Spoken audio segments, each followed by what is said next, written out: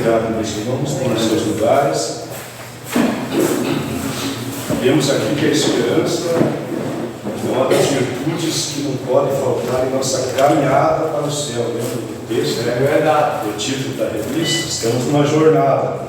Se faltar esta esperança, que não é a esperança humana, não é a esperança baseada nas coisas desta terra, nós podemos não alcançar o objetivo da nossa caminhada. Então nós vamos estar aqui meditando um pouco na bendita esperança, a marca do cristão. Significa que onde andar um crente, ele tem que estar cheio da esperança eterna. A esperança eterna do crente é a vinda de Jesus Cristo. Quando nós tiramos esse foco das igrejas, nós começamos a transmitir outros conteúdos para as igrejas. E talvez esse seja um dos motivos das igrejas estarem se enfraquecendo. Elas não estão, irmãos. Elas estão enfraquecendo. As igrejas locais. A igreja de Cristo permanece firme e jamais é abalada. Mas as igrejas locais, às vezes, elas sofrem alterações em sua caminhada, porque estamos desviando a palavra. Eu disse hoje mesmo a minha esposa que, na verdade, onde nós ouvimos a pura palavra de Deus, é claro que, tirando alguns contextos, é a escola dominical, porque aqui ela é pura, não porque estou ministrando, não é essa a questão. Os autores das revistas procuram trazer o conteúdo puro das Escrituras, e muitas vezes, em outros eventos, há uma certa mistura. Permitam-me dizer isso diante de Deus. Eu falo. A gente fala diante de Deus, não é, irmão Santo? O que a gente fala aqui é diante de Deus. Se a gente falar coisas que não provêm do Espírito de Deus, depois nós vamos ter uma conversinha com Deus em particular, e Ele vai nos chamar a atenção. Certo, irmãos? A bendita esperança, a marca do cristão. Como para aqueles que não estão acostumados, nós evitamos de fazermos a leitura da revista. Vocês podem lê-la, evidentemente, preferir, mas nós preferimos ir para as projeções, porque ali já o conteúdo é colocado em forma resumida, e se tiver algum versículo a ser analisado, também está projetado na tela, sem termos o nosso trabalho de ficarmos lendo. Então, vejamos, na revista, muitas frases que vocês encontram ali, está na revista, tá? Não são frases que nós introduzimos, e algumas coisas sim. Mas lá mesmo o autor diz: nós somos convocados a viver uma vida de esperança. Uma vida de esperança. Quando a desesperança adentra o coração, o crente passa a não mais orar, não mais ter prazer nas coisas de Deus.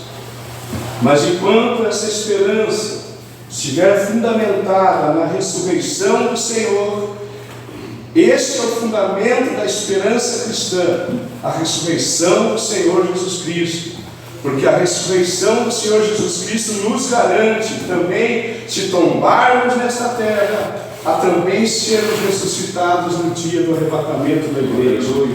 E ela se fundamenta nisso, então. E por Ele, por Deus, credos em Deus, que o ressuscitou dos mortos, e lhe deu glória, para que a vossa fé, a nossa esperança, estivesse em Deus e em nenhum outro fundamento. Se colocarmos um outro fundamento, nós estamos destituindo o fundamento divino. E por isso que as seitas são seitas heréticas, porque elas põem outros fundamentos, além de Cristo, ou do nosso Deus. 1 de Pedro 1, 13 e 21. As três virtudes cristãs estão em 1 Coríntios 13, 13, onde diz: agora, pois, permanecem a fé, a esperança e a caridade, estas três, mas a maior destas é a caridade. Na revista corrigida está a caridade, nas outras versões, como a atualizada. Tá, meus irmãos? Então veja, a gente criou um gráfico ali. A fé representa o tronco de uma árvore, que ela sustenta todo o complemento, toda a arquitetura da árvore é sustentada pela fé. E as flores representam a esperança, porque a esperança nos consola. Mesmo a esperança de vermos nossos filhos voltarem para a casa do Senhor, essa esperança, quando ela vem de Deus, irmãos, quando ela é produzida pela profecia que vem de uma forma humana, querendo dar a entender que é de Deus, ela é momentânea. No momento que você recebe essa profecia, você se consola, mas 20 minutos depois você percebe que essa esperança não está viva em seu coração. Mas quando o homem fala por Deus, essa esperança é vinculada à esperança eterna e você não tem dúvidas jamais. Posso falar dessa maneira, que há profecias que não são de Deus, sim. Há pregações que não são de Deus, há ensinamentos que não são de Deus, misturadas às coisas de Deus. E nossa tarefa é ter o discernimento do Espírito de Deus para sabermos quando é que Deus fala e quando Deus não está falando. E não podemos nos enganar nessa caminhada, porque caso contrário, é perigoso a nossa fé ser alterada, mudada as suas propriedades. Então a fé é o tronco que sustenta toda a arquitetura da nossa vida cristã. A esperança nos consola, porque ela não está baseada nas coisas desta terra, que por mais que tombemos numa cama, aflitos, numa enfermidade por vários anos, às vezes, a esperança estando conosco, não a esperança até de ser curado. Quem sabe nós já temos uma noção que não sairemos daquele berço, daquele leito de enfermidade, certo? Mas temos a esperança que Jesus breve voltará. E é essa esperança que nos mantém alegres e firmes. E tem também o fruto chamado... O fruto representa o amor, porque o amor alimenta. O amor nos sustenta. Sem uma alimentação, nós desfalecemos também. Então elas estão interligadas. O amor, a esperança e a fé estão interligadas. Até porque a fé e a esperança quase se confundem. Ou quase se... Como se diz um termo bem técnico ultimamente? Elas se conectam, digamos assim. Fica difícil você definir quando que está em ação a tua fé ou a esperança. Vamos em frente? Continuando. É a esperança cristã que nos motiva a viver uma vida santa. Sem essa santidade, irmãos, que é nossa responsabilidade, mantermos essa vida santa, sim ou não? Primeiro, quando éramos pecadores, o Senhor nos chama, nós pela misericórdia dele dobramos nossos joelhos, recebemos Jesus em nossa vida, e o Espírito Santo vem fazer morada em nosso interior. Porém, ele santifica, o primeiro passo é dele, muita responsabilidade é dele sim, mas se nós não permitirmos que ele nos santifique em todos os aspectos da nossa vida, ele não fará. Então é responsabilidade nossa, não é toda de Deus. Por exemplo, só para exemplificar isso, quando o santuário foi iniciado lá com Moisés, nos tempos antigos, veterotestamentários, se os irmãos quiserem, né? Ali, quando eles criaram o altar do holocausto, o primeiro fogo que desceu foi de Deus. O homem não acendeu o fogo. Pouquinho antes, Arão tinha acendido o fogo, mas aquele fogo não satisfazia. Deus toca fogo lá no alto, certo? Aí ele diz para os sacerdotes que eles devem manter esse fogo aceso. Isso devia dar um glória agora, porque ele incendiou o nosso coração. Mas manter esse fogo aceso é nossa parte. E não pode ter fogo estranho. Então a esperança cristã é que nos motiva a viver uma vida santa. E qualquer que nele tem essa esperança, lá no texto de João, é a vinda de Jesus. Qualquer que tenha essa esperança de ser arrebatado, então purifique-se a si mesmo, como também ele é puro. E também essa esperança cristã nos motiva não só a viver uma vida santa, como perseverar em meio às lutas, dissabores, provações enfrentadas em nossa jornada para o céu. Aleluia. Há muitas delas, algumas nós provocamos. Algumas aflições não precisariam ter existido em nossa jornada. Sim ou não? Nós provocamos, por não estarmos atentos a palavra do Senhor. Aquele que não lê Bíblia possivelmente vai ser cheio de aflição a vida toda. E quem não compreendeu também. Porque tudo resume-se em compreender as Escrituras. Ouvi-la, entender a nosso modo também não vai ser satisfatório. Vamos lá. As aflições, porém, mesmo que sejam provocadas por nós estivemos em Cristo, essas aflições de hoje em dia, da atualidade, do nosso dia a dia, não são para comparar com a glória que em nós há de ser revelada. Tópico 1, a esperança cristã. A esperança é uma expectativa confiante. Viu? Expectativa confiante. Expectativa vem de esperança. Já vamos trazer o conteúdo. Só tem expectativa aquele que tem esperança. Confiante, ou seja, sabe que essa esperança que Deus está trabalhando em nosso coração, nós sabemos que não é desse mundo, que vem de outra fonte superior a todas as coisas, que é o nosso Deus. Então essa expectativa confiante se fundamenta no que não se vê. O próprio Paulo explica que aquilo que nós vemos não é esperança. Por quê? O que alguém vê, como esperará? Nós esperamos o que nós não estamos vendo. E aqui entra juntamente a fé. Nós temos esperança de sermos curados do câncer que se alojou em nosso interior. Nós sabemos que Deus é todo poderoso e Ele pode fazer com que esse câncer seja expelido, mesmo se nós não tivermos fé. Mas na maioria das vezes, 90%, é necessário que haja fé, porque a fé está ligada à confiança que temos nele, que a hora que Ele bem desejar, o câncer vai embora. Amém. Nós não podemos vacilar. Porque em esperança somos salvos. Ora, porque agora nós esperamos o dia, nós somos salvos agora, sim ou não? Tem os tempos da salvação. Você sente que é salvo, mas você não tem certeza se ao sairmos desses, até agora mesmo, se nós desagradarmos a Deus de forma tão agravante, em pleno culto a Ele, é perigoso perdermos a nossa salvação agora. Depois pode ser recuperado. Pode-se falar assim?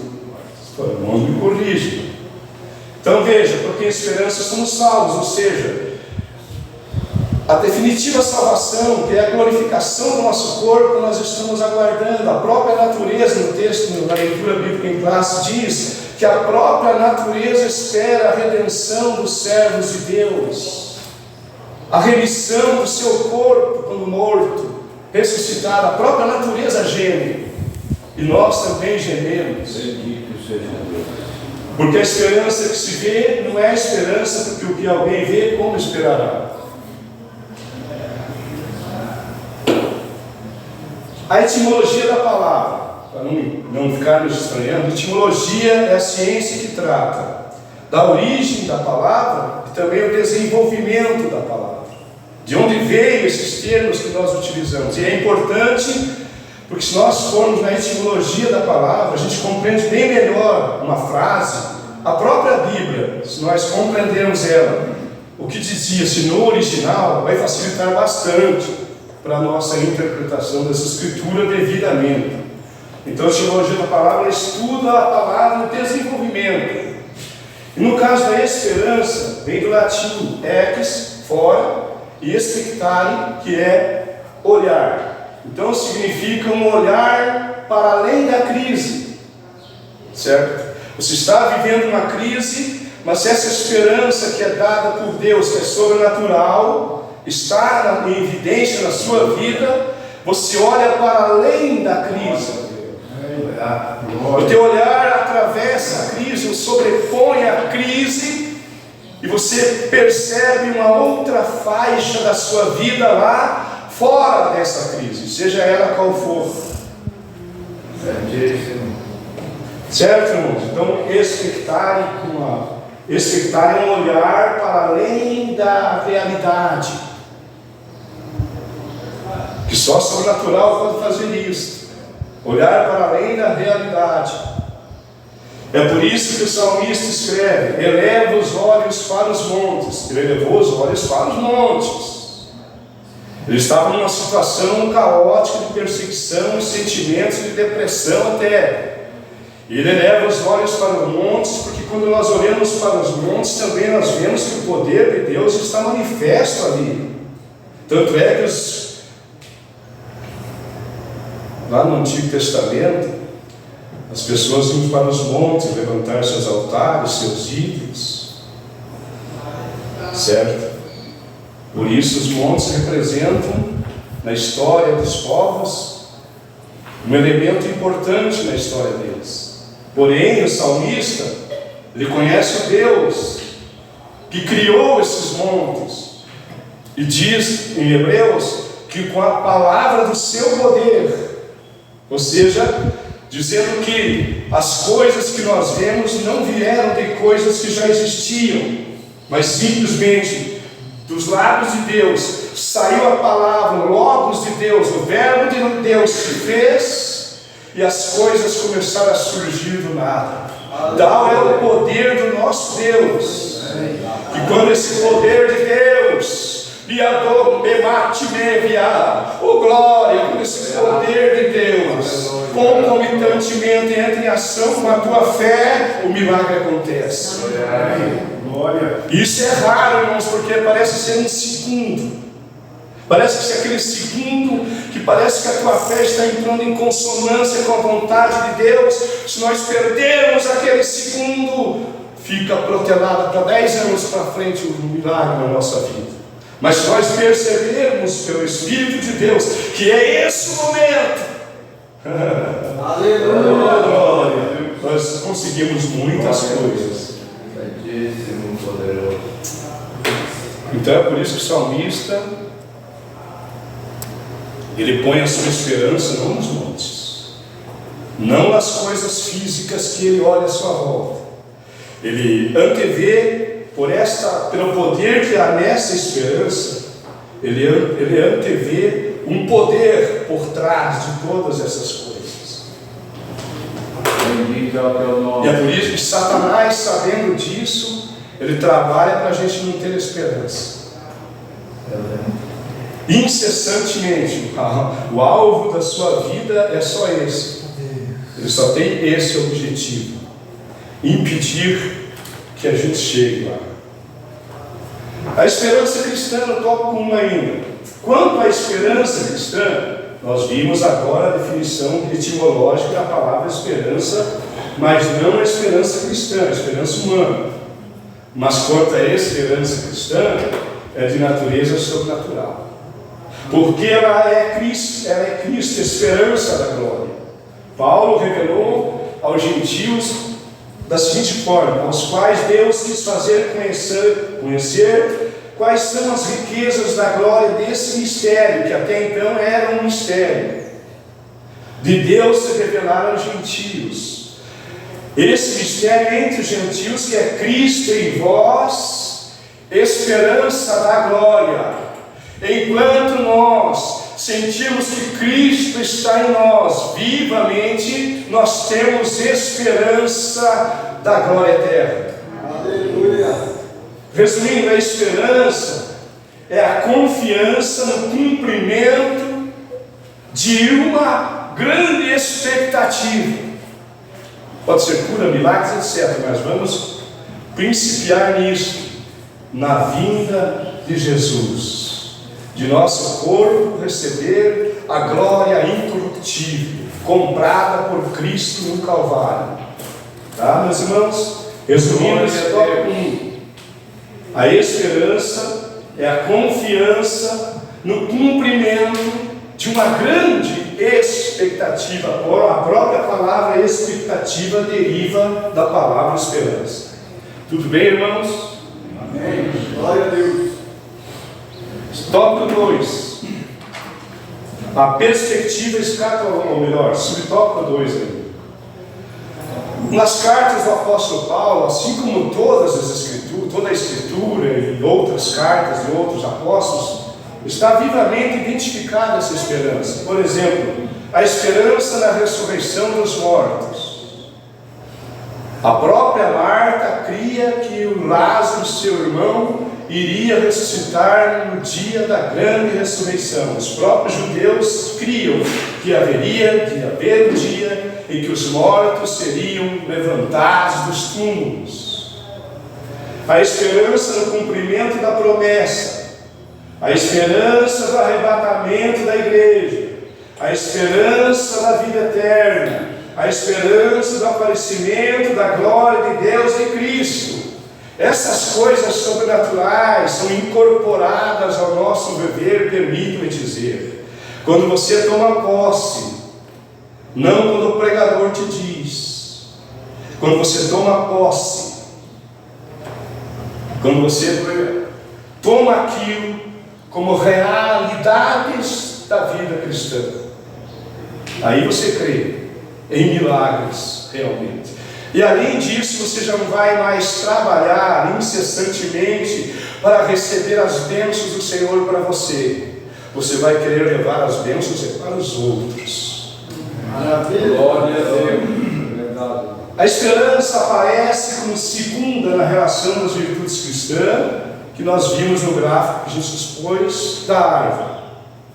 Agora, pois, permanecem a fé, a esperança e a caridade, essas três, mas a maior delas é o amor.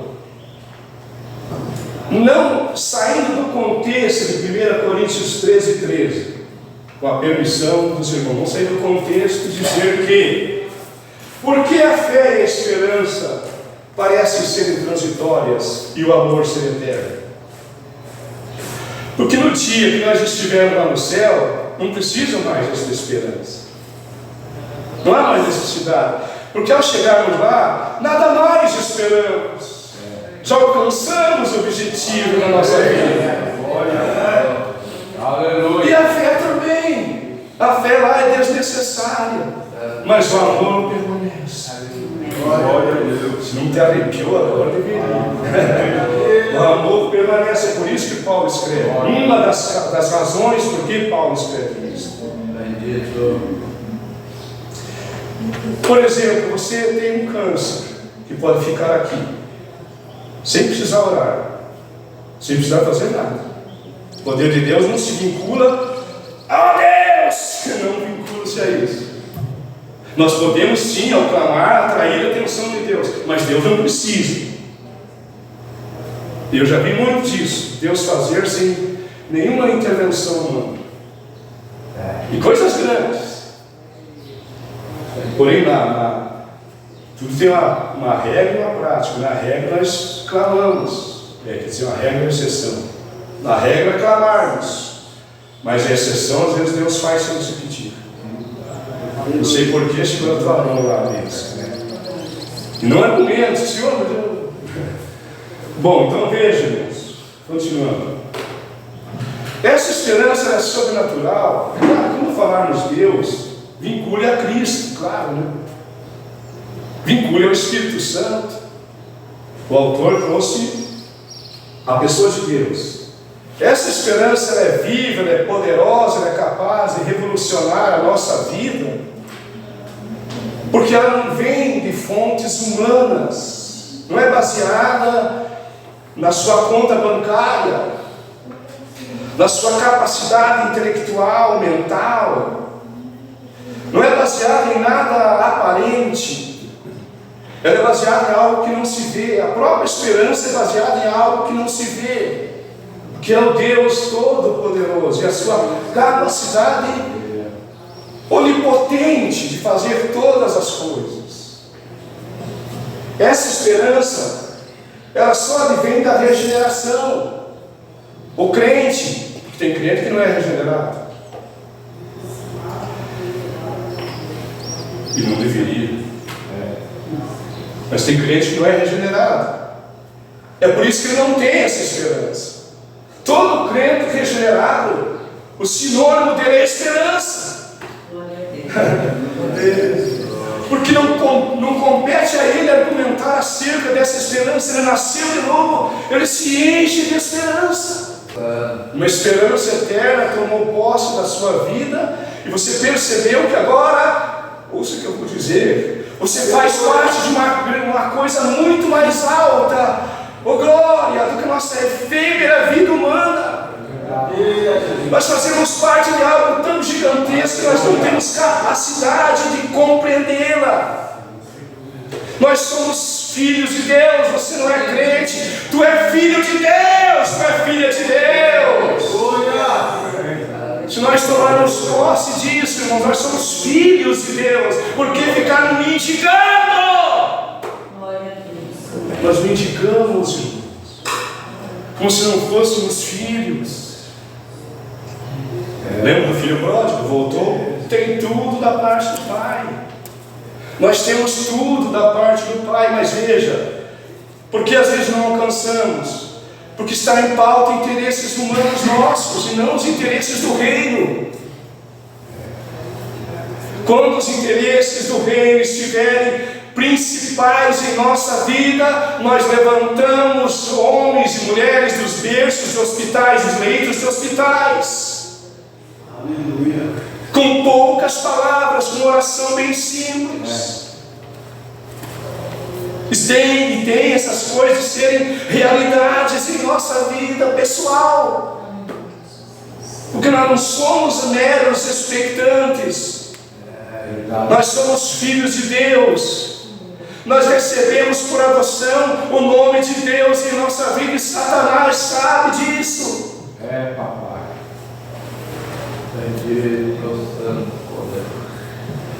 Assim, esse processo da esperança envolve uma obra plenamente sobrenatural, porque essa esperança brota da regeneração. Vamos dizer que ela é um subproduto da regeneração. Veja, irmãos, sendo de novo gerados, fomos gerados humanamente através do casamento de nossos pais. Mas agora, ao momento em que nós entregamos nossa vida a Cristo, nós somos de novo gerados, não de semente corruptível, mas da incorruptível semente. De que forma? Pela palavra de Deus viva e que permanece para sempre. A palavra de Deus é viva, mas às vezes nós tiramos essa vivacidade dela e as coisas não acontecem. Se nós tomarmos consciência que essa palavra de Deus é viva, se ela é viva, ela produz vida. Por isso é comparada à semente. Lance a semente no chão. Se ela for boa, a terra pode até não ser boa, mas se você trabalhar, ela se torna a terra boa. E o poder que há na semente de expelir-se para fora da terra vai proporcionar o fruto nas suas mãos. Aleluia! Então a esperança está vinculada, dependente da regeneração. Sem regeneração, essa esperança de que estamos tratando aqui nesta manhã não existe. A esperança humana até os ímpios a têm. Tudo bem, irmãos, compreendido? Amém. Mas o que é a regeneração? Eu disse aos irmãos que pela etimologia da palavra, observar o contexto da origem da palavra, nós temos uma compreensão mais exata das coisas. E é o que a gente vai fazer. O que é a regeneração? Tomando a origem da palavra. Lá no grego. Do grego, palingenesia, que significa renascimento, regeneração. Então os espíritas também trabalham com essa palavra palingenesia, só que eles trazem o contexto de renascimento, de reencarnação. Mas no contexto cristão é regeneração, sendo de novo gerados. Lembra do 1 Pedro? Sendo de novo gerados, e gerados de Deus, regenerados. Não temos, ainda deixa eu explicar aqui, que os irmãos já sabem, não preciso explicar nada. Dentro de nós existe a natureza de Adão, e ela está lá dentro de nós. Nós vamos conviver com ela até o último passo da nossa jornada. Mas quando nós somos regenerados, essa natureza de Adão, ela fica submissa ao poder do Espírito de Deus que agora opera no espírito humano. E eles só podem reivindicar seus direitos se nós permitirmos, se nós deixarmos, se nós vacilarmos e negligenciarmos a vida de oração e o poder da palavra do Senhor.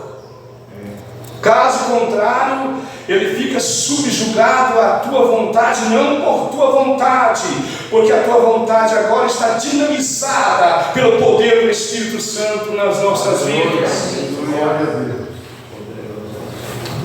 Essa palingenesia nos dá o desenvolvimento da palavra de uma volta ao estado anterior. Que estado anterior está se falando? Quando Adão e Eva ainda não haviam pecado. Sabemos que eles eram perfeitos e sem pecado. É por isso a importância da regeneração. É por isso que Jesus veio. Sem Jesus não há regeneração. Os homens do Antigo Testamento, nenhum deles, irmãos, teve o privilégio que nós temos de ser regenerados. Eles não conhecem essa particularidade, eles nunca conheceram. Certo, irmãos? É só o crente em Cristo que experimenta isto. Ele é regenerado, ele é feito de novo, é mudado. E a sua pendência era para o pecado, para as coisas de si mesmo, para o egoísmo. Agora regenerado, ele passa a pensar mais nos outros do que em si mesmo. Ele passa a pensar no reino de Deus, nas coisas gloriosas do Senhor. É uma volta ao estado anterior de pureza, de santidade. Bem-aventurados limpos de coração, porque esses verão a Deus. Mateus 5:8. Os limpos de coração, que foram regenerados, que seriam, Jesus estava falando algo ainda que eles não poderiam alcançar ainda. Sinônimo de regeneração é vida eterna. A eternidade está em nós. Nós nunca mais morreremos, espiritualmente falando, e nem fisicamente. Podemos ficar em estado de morte temporariamente, mas um dia nosso corpo será ressuscitado e unido ao nosso espírito e alma, que já estarão com Deus. É uma concessão. Deus se permitiu conceder ao ser humano decrépito e decaído a sua própria natureza. Compreende? É por isso, irmãos, é o meu jeito de falar. É por isso que existe. O que acontece quando o dom espiritual da revelação vem a você? No estado de um homem mortal, o dom de Deus, da onisciência, passa pela mente humana e eclode a regeneração de a revelação de alguma coisa.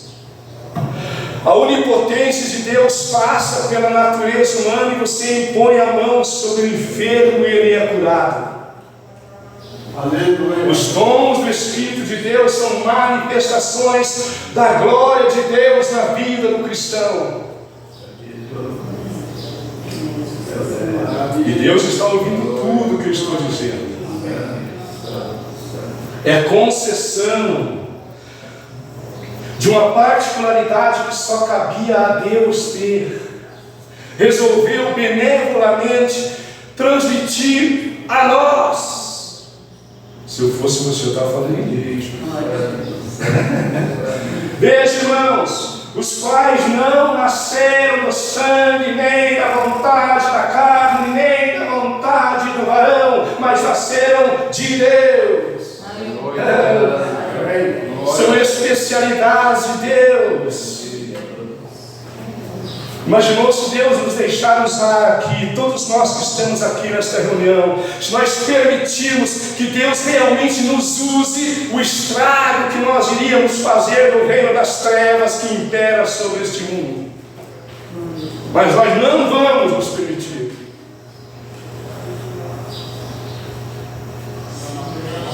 Desanimos, irmãos?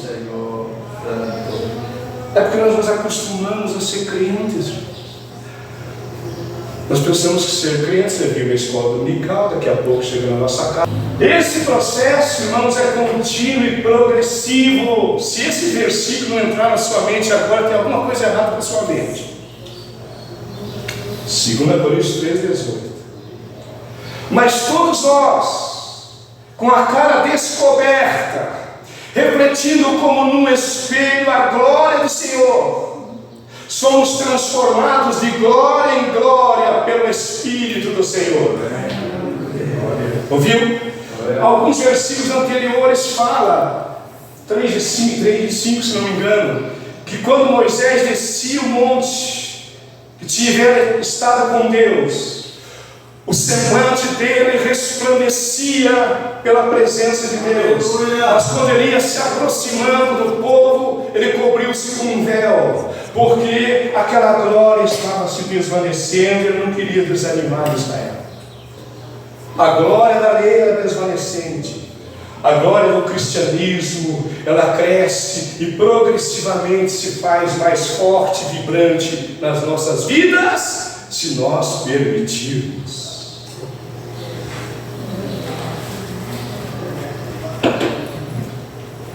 Essa glória, irmãos, não é você pular aqui o culto inteiro. Essa glória, ela transpassa para os outros. Tocamos no ombro de uma pessoa e ela sabe que está sendo tocado por algo sobrenatural. Aleluia. Bendito é o nome do Senhor. Essa glória é progressiva e contínua, essa transformação. Uns estão em um grau, outros em outros, por causa da permissividade que você tem que dar ao Senhor. Completa, sem restrições. Não é ter gavetas que você guarda coisas particulares. É corpo e alma rasgados na presença de Deus. Maravilha. É a esperança. É a esperança cristã, sobrenatural, devido à sua natureza sobrenatural, que nos capacita a perseverar em meio aos desafios de nossa jornada para o céu. Já falamos isso. Não se trata de otimismo. Essa esperança ninguém pode nos tirar, porque ela é a confiança na vida eterna com Deus. Se nós estivermos com esse foco, nós não desanimamos com absolutamente nada.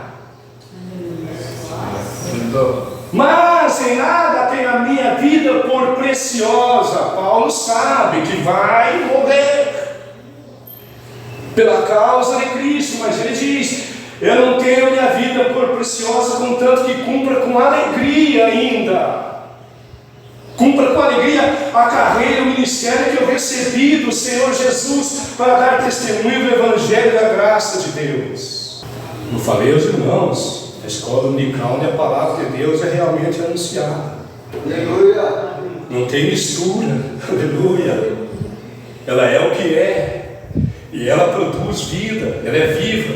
Aleluia. Mas eu preciso dar a minha permissividade a ele, a ela. Tópico 2, tópico 1. A perspectiva escatológica da esperança. Essa esperança vai além das coisas, como diz. Ela espera um porvir. Ela está focada lá, na verdade. Lá na eternidade. A Bíblia focaliza o futuro. O pecado provocou desarmonia na criação. Adão e Eva eram perfeitos e sem pecado. Quanto a isso, Paulo faz menção da abrangência da morte de Cristo, de tornar a congregar em Cristo todas as coisas, na dispensação da plenitude dos tempos, tanto as que estão nos céus como as que estão na terra. Mas a promessa de restauração ainda no Éden se cumpre em Cristo. Amém. Vou passar rápido essa parte. Escatologia, o estudo das últimas coisas, está no comentário da revista.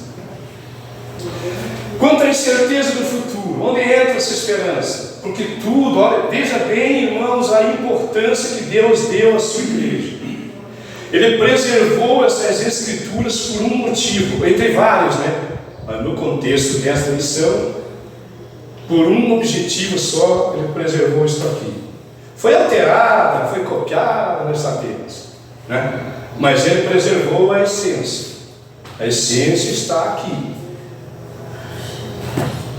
Porque tudo que antes foi escrito, é claro que ele está falando do Antigo Testamento, né? Para nosso ensino foi escrito, para que pela paciência e consolação das Escrituras tenhamos esta esperança.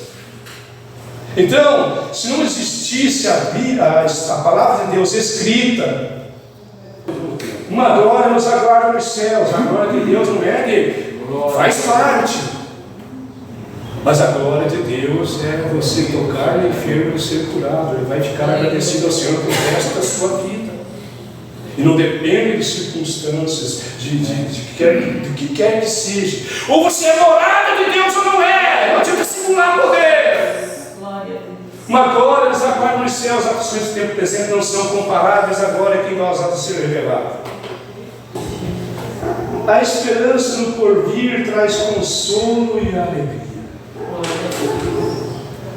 A Bíblia é um livro de profecia que produz alegria e consola o coração do crente. Nela encontramos um Deus soberano que governa as nossas vidas e age em favor do seu povo. Nos gráficos ali, Abraão olha para as estrelas. Como? A minha geração será nesse nível de crescimento.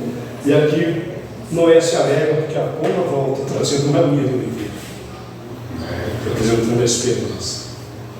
Por que a doutrina da esperança? Porque confiamos na ressurreição dos que morreram em Cristo e na transformação dos que estiverem vivos por ocasião do arrebatamento. Você encontra em 1 Tessalonicenses capítulo 4, 16 e 17.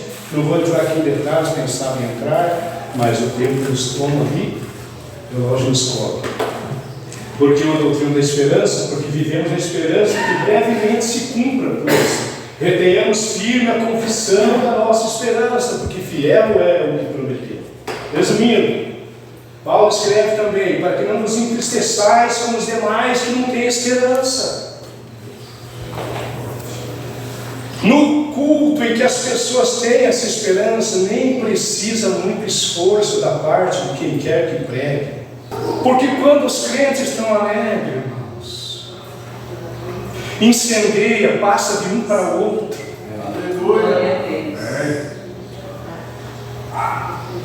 Nada pode nos separar do amor de Cristo. Paulo cansou-se de expressar assim. Cristo é o alicerce da esperança cristã. A esperança é consequência da regeneração. Fomos salvos, mas ainda esperamos a conclusão final desta salvação. Tópico 3, a esperança cristã como âncora da alma. A função da âncora é manter o navio ancorado, impedindo que seja levado pela tempestade. Pense bem.